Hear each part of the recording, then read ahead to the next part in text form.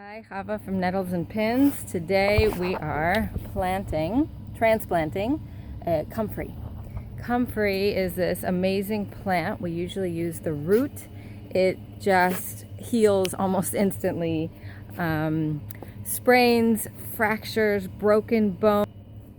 Okay, so here I have one that's already in the ground. It's been here for a while. Comfrey, you can use the leaves as tea. They're amazing, or a poultice even. It's sort of like you put hot water over it and then just lay it on the area. That also is really helpful. You see underneath, these are all dead leaves, and these are so great for compost. So I just take them off and spread them around the garden. What's so great about comfrey is it gives little baby comfreys. So you don't have to wait for a seed. It starts giving, you see here's one growing, and then over here, here's another one growing. So the part that we use with comfrey is the root. And the root is just like the leaves, but more powerful. So we'll dig up the root. So what I've done is separated all the leaves from the two plants so that I can pull one out without bothering them, and pull them up, and then I'll slowly dig down deeper and deeper, getting to all the roots because I don't want to waste anything.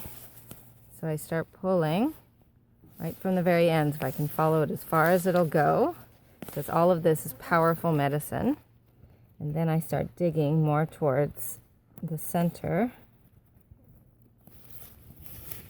to pull out more roots, and then they get thicker and thicker the closer you go.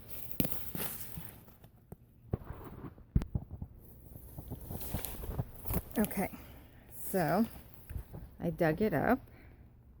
This is the root with the leaves. Now I just peel and break off the leaves and add it to some more root that I have. Plant this into the ground, and it will start growing again. And that way we'll always have new comfrey. And it's that easy. So it can grow about a year, and then the roots are big enough to take out and dry. But again, they always give babies, so you can take out a couple at a time once they get going. It's really fun. And then you can always be planting more, and so you've always got comfrey. Even if it's an emergency, you've got the leaves ready, you can make a poultice and put it on an injured area. Or if you need to, just dig up the root right then, and then always make sure that you leave a little piece of root still in the ground, because then it will just continue growing and giving, and then you'll always have. Okay, so here we are in the greenhouse. I brought them in here so that I can cut off all of the leaves. And now what I'm going to do is cut them up into little pieces using my tree cutters. So I've cut them all up into tiny little pieces so that they're easy to dehydrate it. And then I'll put it in my dehydrator, which is basically just wind blowing.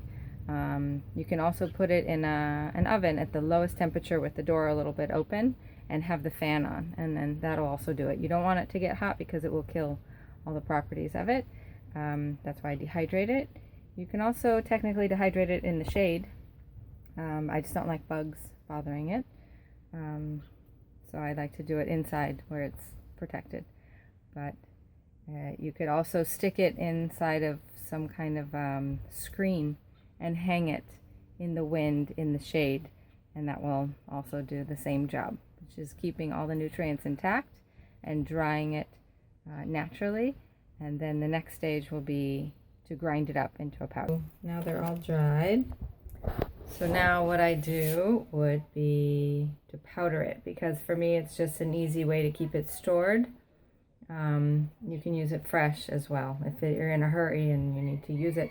But I keep it powdered. I keep it in our first aid kit because that's where I use it usually. That's the first thing I need to grab. There it is, comfrey root.